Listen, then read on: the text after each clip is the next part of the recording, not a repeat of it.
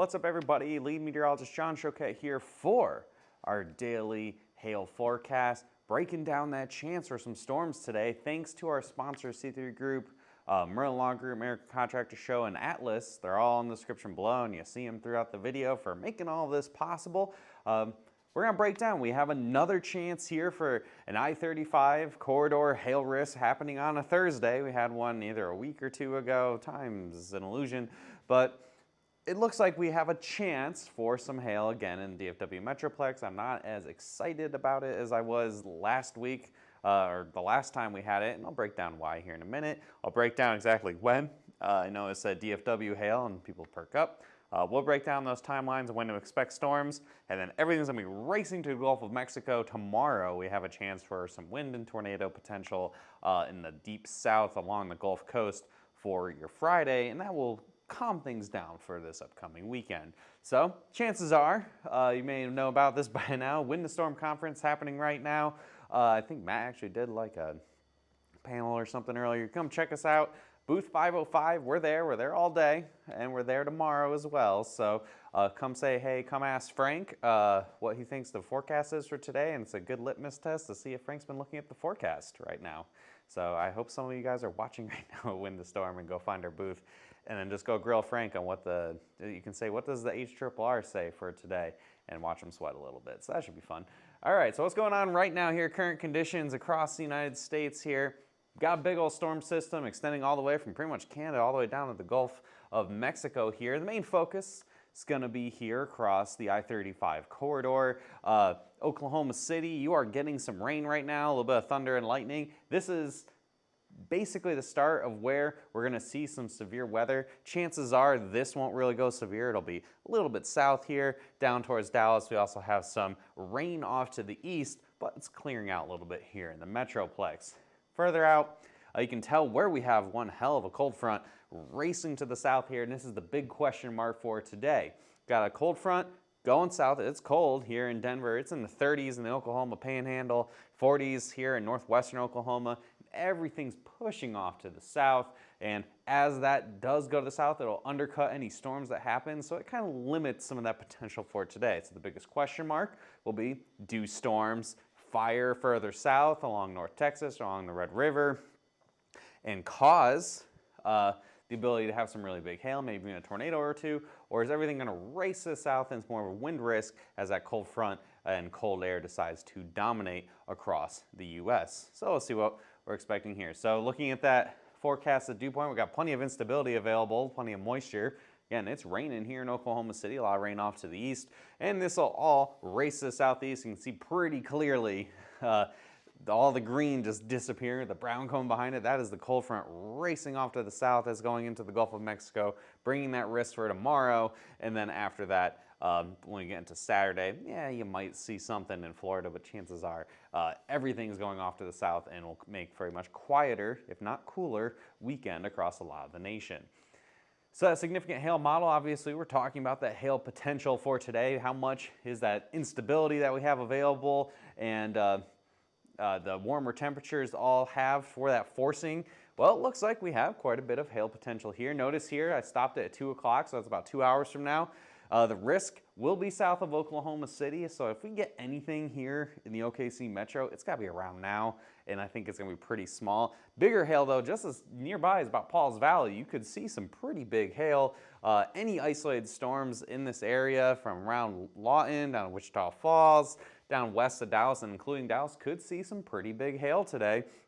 The environment is definitely very favorable for hail, assuming you get supercells that can form and sustain themselves out ahead of the racing south cold front here to cause some large hail. Notice here by 5 p.m., that cold front's right about here, and we could see some storms in Dallas. Again, if we see any storms in Dallas without that cold front, could see some bigger hail. Big question, will we see that? Well, let's see what the future radar has in store for that potential here today. This is the latest model run. Hopefully it didn't change since the last time I looked at it. But moving through here, next hour or two, you notice, yeah, you have these showers and storms that we're moving through Oklahoma City right now. They'll be much closer to the Norman and Lawton area by 2 o'clock. These could be severe, but more importantly, these guys down here, these will be severe. I think right along the Red River, we'll definitely see some pretty intense supercells. That's where your biggest hail is most likely going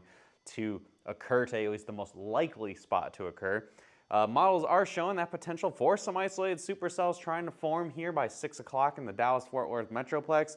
This right here, this must have updated. The model is updating as we're doing this right now. So here at the 6 p.m. hour, this is essentially the cold front, right? So you have a line of storms moving to the south. There could be some hail with this, could be some isolated 1-inch hail. But for the most part, when a cold front comes through, that cold air wedges down at the ground and that undercuts the ability to have a strong updraft, which you need to make big hail. So there could be some hail, but this would be more strong straight line winds, kind of probably not as intense as that last event you guys had in Dallas. But it looks like there could be some isolated storms just out ahead of the line here towards Dallas around the dinner time hour, and these could potentially have some bigger hail. Somebody asked about what about down towards Austin or Killeen. This will all continue to move down that general direction through the evening hours. I think the most significant chance for larger hail and more intense severe weather kind of tapers off a bit once you get past Waco. You got Waco down here at about 9:30, and notice everything becomes more just heavy rain and less of the isolated supercell variety.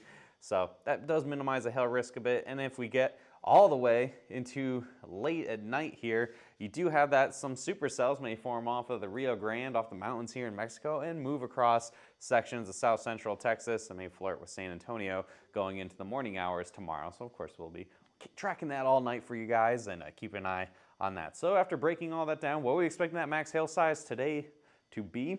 Well, I think it'll likely be at that tennis ball size, and the location of that is most likely going to be on either side of the Red River here in Oklahoma and Texas. Have that highlighted in red. That's your area where the most likely chance of, if there's a big storm that's able to maintain itself, to see that tennis ball size hail. And then the overall risk across the board here, low chance at Oklahoma City is basically right now in pretty small hail. Moderate chance across Fort Smith. That most significant area is hatched here. That does extend pretty much to just outside of Denton, the North Texas area. Places like Sherman, Paris, Texas, Wichita Falls all have that most significant chance, much higher chance for some hail here. Dallas, Fort Worth, I put you at that moderate chance for hail, and it's just that kind of a coin flip of, will we see storms before the cold front gets there? If yes, then the chances will go up. If no, chances go down quite a bit. So it's that middle ground here for that hail potential, and the sizes really kind of depend on where you are in the Metroplex. Further north you are, the higher that hail size potential. Places like McKinney or Denton, or even like further north like Sanger, you could see much bigger hail if there's isolated cells closer to tennis ball size. Further south, Dallas itself, Fort Worth, maybe further south like Benbrook or Mansfield, more likely that smaller hail chance because it's more likely we will have storms that are along a cold front versus isolated on their own. And then moving further south, low chances for Shreveport, Waco, San Antonio, Austin, all likely because storms are going to become more and more linear as we move south. I do have an area highlighted where you could see bigger hail here as storms come off the Rio Grande, often west in the hill country here in Texas over the overnight hours. Again, this will be really late at night here, guys. So chances are storms that happen during the day are going to be north of probably I-20. So what are we expecting? Breaking down Dallas itself, I think between 5 and 9 p.m. is your best chance for when storms happen in the Metroplex. Max hail size potential is tennis balls. Again, like I just kind of broke down, do I think everywhere is the chance tennis balls? No, this is going to be limited to probably Denton County and Collin County with that potential if an isolated storm forms. We'll be updating you guys throughout the day. Obviously go live, anything crazy happens, so we can try to break that down for you a bit. I think there will be some quarters somewhere in the Metroplex, so I think a moderate chance of at least 1-inch hail today. 1.75, moderate chance. Again, it's kind of that coin flip. If there is a big if a supercell forms, it's ahead of the cold front and moves in the Metroplex, there's a good chance that's going to have some big hail with it. The big question is that's going to happen? The models have not been very consistent with it, and usually this time of year when a crashing cold front is the main forcing mechanism, there usually isn't as crazy of hail as what usually ends up getting forecast by Storm Prediction Center. So that's kind of where I'm standing at that, and we'll keep you updated through the rest of this day. Oklahoma City, it's between now and 3 p.m. is probably pretty generous, probably now and 2 p.m. I had 1.5 inch hail potential for this, for max hail size, and just based off of things evolved since I've like worked on this graphic, it's very likely here that the hail size potential is closer to 1 inch hail. And if it is 1.5, it would be areas like Pauls Valley, way in the far southern areas of the metro, and not like here in Edmond or anything. Low chances across the board for the hail overall, because it really looks like that rain has settled in. The cold front's going to catch up pretty quick here. So we're looking out for that wind forecast for today. We will definitely have a fair bit of wind happen, especially with the cold front racing to the south and east this evening. I think Dallas, specifically of the Dallas-Fort Worth Metroplex, has a high chance of seeing severe winds. That's excess of 60 miles an hour. Do I think it's going to be like what happened last time, where you guys had that crazy over 80 mile per hour winds, roofs getting blown off and stuff? I don't think so. I think it'll be much more more normal severe weather, I guess, for the Metroplex. You get that line of thunderstorms, maybe knock a little bit of power out, knock down a couple branches. Nothing too crazy here, but high chance of that happening. Low chance here in Oklahoma City. This cold front's gonna move through soon. Shreveport got that moderate chance. Again, I tried to highlight the area where I think the strongest line of storms is gonna be when the cold front rips through this evening after about 6 p.m.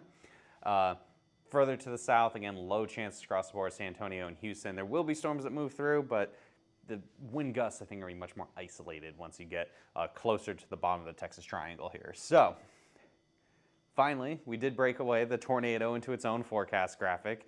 I know it was a little confusing before, so we put it in here. If you're in the red area here, you have a chance that if there's storms that you could see a tornado. Breaking down the risk levels of that, I think Ardmore may have the best chance here. We've had a lot of isolated supercells showing up from the Lawton to Ardmore to Red River Valley area pretty much throughout the whole day. So moderate chance there. If anybody sees a tornado during the day today, it's going to be in and around the Ardmore area, possibly in and around just the north of the Dallas area. I got that moderate chance for Shreveport. This will be at night tonight, likely along the line of storm, so we call them QSCS tornadoes, the little spin-ups. That is the moderate chance there, and then low chances for Waco, and I don't even include San Antonio or Houston here because it's very unlikely that's going to be anything that happens, or that'll be where the one tornado is. You know, it's how weather goes sometimes, right? So moving ahead to tomorrow, everything is quickly racing off to the south and to the east. By 7 a.m., this line of storms will be already past Jackson, Mississippi, and as we move the future radar here, it gets pretty messy, but it does show the storms moving through Alabama by noon, and then by the time we get to the dinner time hour, we're going to be in Georgia, and by 10 p.m., these storms, notice there's a lot of rain in here, so that severe risk is going to be a lot more mitigated and keeping that potential at a lower end of the spectrum and more wind and tornadoes as this all just kind of fizzles out as you move through the day. And then through the overnight hours, again, everything really fizzles out by the time you get to 7 a.m. there in Florida. So what's that wind forecast for tomorrow? Low chances for places like, it'll actually load for me here. Places like Montgomery and Tallahassee. The best chances are going to be in the New Orleans area and the Mobile, Alabama area. A moderate chance for both of those. Just because this is going to be in the morning hours, the storm's probably going to be the most intense then, and along the immediate coastline where the best instability will be. I think there's going to be a lot of rain here across the vast majority of this risk area. And then the tornado forecast, pretty similar. None of these, I'm not expecting any crazy tornadic activity. Maybe a little spin up or two, probably really limited to around the I-10 corridor. So low chances across the board for any tornado risks for your, that should be St. Patrick's Day tomorrow. Plenty of green for tomorrow. So, and with that, we do have that St. Patrick's Day is tomorrow. Supposed to wear green. Is that a good sign? We'll be able to have our green pants tomorrow for St. Patrick's Day because we made a 5-star. We'll find out, right?